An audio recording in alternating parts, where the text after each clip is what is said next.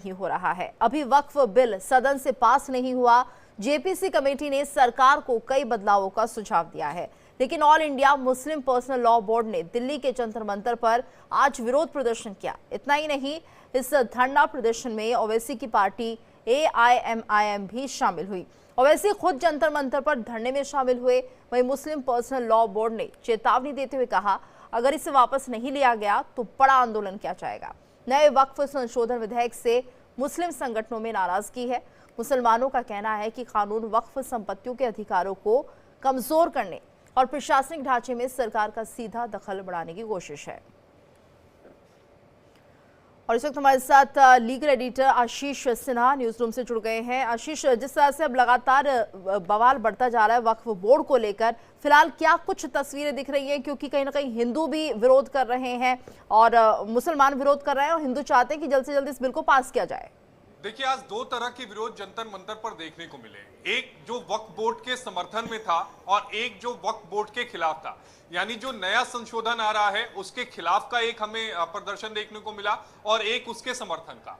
जो खिलाफ था वो all India Muslim personal law board था, जिसमें ओवैसी से लेकर तमाम बड़े जो नेता थे all India Muslim personal law board के, वो वहां पर थे। दूसरी तरफ जो हिंदू संगठन है जो चाह रहे हैं कि वक्फ बोर्ड संशोधन जो बिल है उसे लागू किया जाए। अब सबसे पहले पर आते हैं जो मुस्लिम संगठन है all India Muslim personal law board, उनका यह कहना है कि ये वक्फ बोर्ड संशोधन जो बिल लाया जा रहा है वो सही नहीं है, ये धार्मिक मामलों में दखल है और इससे अगर इसे लागू किया जाता है तो ये ठीक नहीं होगा, संविधान के खिलाफ है। हिंदू संगठन ये कह रहे हैं कि नहीं, इसे लागू किया जाना चाहिए। अब जो जेपीसी बनाई गई थी 14 उन्होंने अपने सुझाव दिए थे और उसके बाद अब इसे पटल पर रखना है। चूंकि जो बजट सेशन का जो दूसरा भाग है वो 4 अप्रैल तक चलेगा, यानी जो संसद सत्र है, तो उम्मीद ये की जा रही है कि 4 अप्रैल से पहले ही ये जो बिल है वो सदन में पेश होगा। चूंकि जो नंबर गेम है वो इस समय केंद्र सरकार के पास है, यानी बीजेपी के पास है, तो ये तय मान के चलिए कि जो संशोधित जो विधेयक है वो लोकसभा से पास हो जाएगा। राज्यसभा में कौन कौन साथ देता है बीजेपी का, वो देखना बेहद दिलचस्प होगा। हालांकि एक तैयारी, एक माहौल बनाने की कोशिश जरूर all India Muslim personal law board की तरफ से की जा रही है।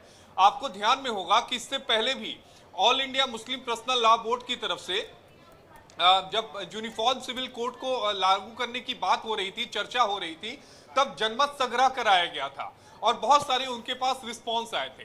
ठीक उसी तरह वक्फ बोर्ड के जो बिल आ रहा है उसको विरोध करने को लेकर एक माहौल पहले से डेवलप किया जा रहा है और एक नजीर और देने की कोशिश की जा रही है, एक तस्वीर दिखाने की कोशिश की जा रही है कि जो मुस्लिम संगठन है या फिर हमारे मुल्क का जो मुसलमान है वो उससे संतुष्ट नहीं है, वो उसकी खिलाफत करता है। लेकिन हमें इस बात को भी समझना पड़ेगा कि all India Muslim personal law board केवल एक संस्था है, वो पूरे देश के मुसलमानों का प्रतिनिधित्व नहीं करती है।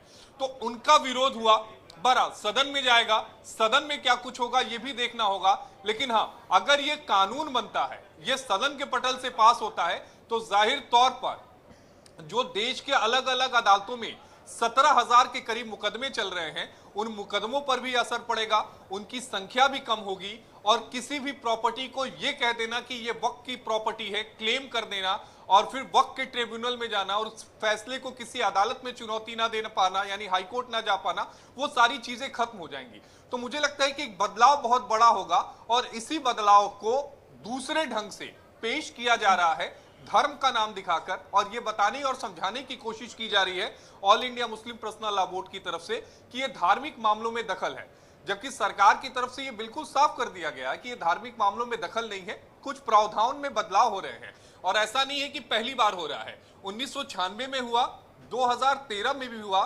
2013 में तब बदलाव हुआ जब यूपीए 2 की गवर्नमेंट थी और वहां पर वक्फ बोर्ड को अनलिमिटेड पावर दी गई थी, उस समय कोई विरोध नहीं हुआ। यही बात जो मौजूदा सरकार है वो कह रही है कि समय समय पर इसमें बदलाव होता रहा है और ये भी एक बदलाव का चरण है। तो अब देखना ये होगा कि आने वाले समय में जब संसद के पटल पर ये पेश होता है बिल, यानी 4 अप्रैल से पहले, तो क्या कुछ निकल कर सामने आता है, क्या विरोध, क्या सपोर्ट, सदन के बाहर, सदन के भीतर, हर तरफ शोर दिखाई देने को मिलेगा, लेकिन उस शोर के बीच में ये बिल भी पास हो जाएगा लोकसभा से, ये भी तय मान के चलिए जब भी सदन में पेश होता है। जी बिल्कुल, लेकिन आशीष यहाँ पर यह भी समझना होगा, जब विपक्ष से वक्फ बोर्ड संशोधन बिल को लेकर सलाह मशविरा बोलने के लिए कहा गया था और सुझाव देने के लिए कहा गया था, तो इसमें आपत्ति उन्हें कहाँ है और विरोध किस बात का है? फिर देखिए, जो जेपीसी की कमेटी बनी थी, 31 मेंबरान की ये कमेटी बनी थी और सबने अपने अपने सुझाव दिए थे।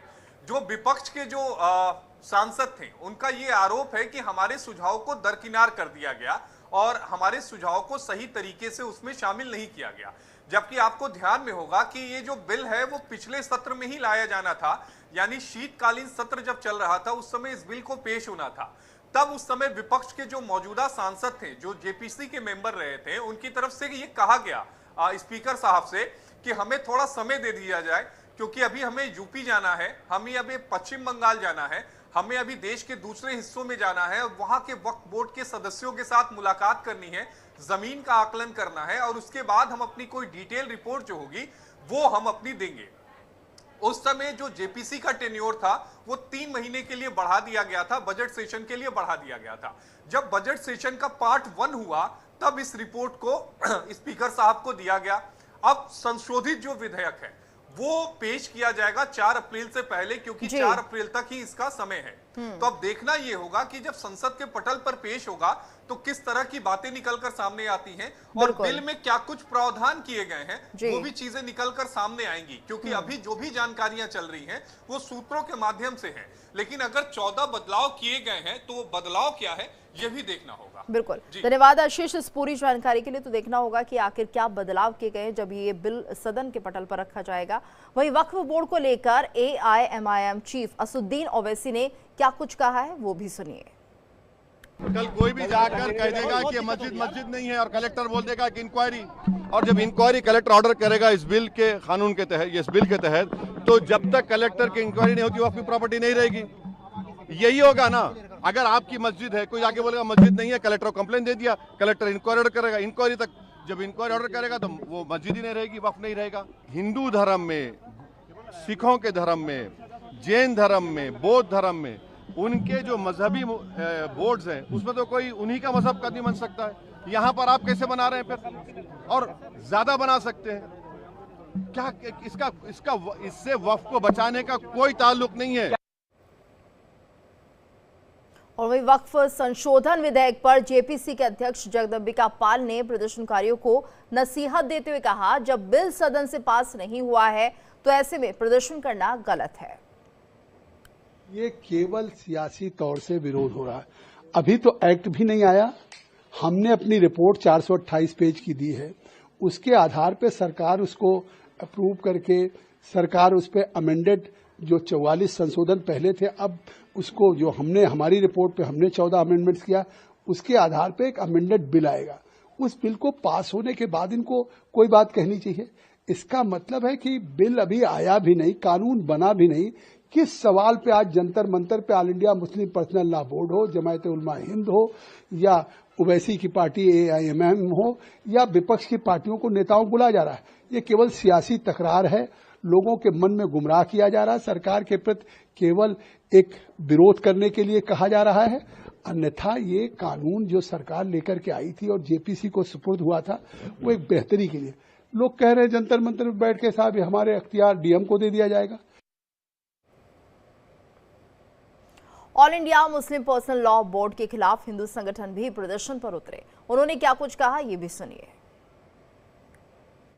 हमारा उद्देश्य केवल ये है, तकमीर का नहीं चल सकता। हमारा उद्देश्य ये है, पूरे हिंदू समाज 100 करोड़ हिंदू समाज अगर 110 करोड़ है, उसकी एक एक इंच वक्फ बोर्ड ले लेगा। इस देश के अंदर हम अपनी 28 बीघे किसान खेती की जमीन भी छोड़ेगा, किसान या घर परिवार भी छोड़ेगा, और यहाँ से कहाँ जाएगा?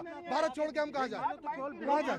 तो ये विरोध हम समर्थन करते हैं। हम सरकार के कानून का समर्थन करते हैं। कानून आए और रद्द हो, हम कह रहे हैं रद्द की मांग करते हैं।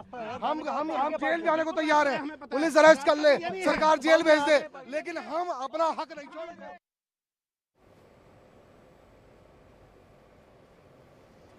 तो वक्फ बिल पर लगातार घमासान मचता हुआ दिख रहा है, जहां पर जो विपक्ष है वो प्रदर्शन कर रहा है कि वक्फ बिल सही नहीं है और इससे कहीं ना कहीं जो मस्जिदें हैं उनको लेकर कब्जे की बात कही जा रही है कि कोई भी मस्जिद खत्म कर दी जाएगी और कोई भी अपना अधिकार जमा देगा। तो ये विपक्ष इस बात को लेकर यहाँ पर धरने पर बैठा हुआ है। हालांकि अभी स्पष्ट नहीं हो पाया क्योंकि 14 संशोधन किए गए हैं इस बिल में और पहले उन्हें देखना और समझना चाहिए, क्योंकि भ्रम की जो खबरें हैं वो भी यहाँ पर फैलती हुई दिख रही हैं। आज जंतर मंतर पर वक्फ बोर्ड के बिल के विरोध में जिस प्रकार का प्रदर्शन हुआ, वास्तव में विपक्ष के द्वारा भारतीय राजनीति का वह घिनौना चेहरा है जो अल्पसंख्यक अर्थात मुसलमान के पीछे छुप करके देश को अराजकता की आग में झोंकना चाहता है। वक्फ बिल के मुद्दे पर अखिल भारतीय संत समिति पूरी तौर से केंद्र सरकार और नरेंद्र मोदी के पीछे चट्टान की तरह खड़ी है। आखिर इस देश को पता चलना चाहिए कि दुनिया के 56 इस्लामिक मुल्कों में कहीं भी वक्फ बोर्ड नहीं है, तो हिंदुस्तान की सरजमी पर ही यह वक्फ बोर्ड क्यों है? और वक्फ बोर्डों के नाम ग्राम सभा की भूमियां कैसे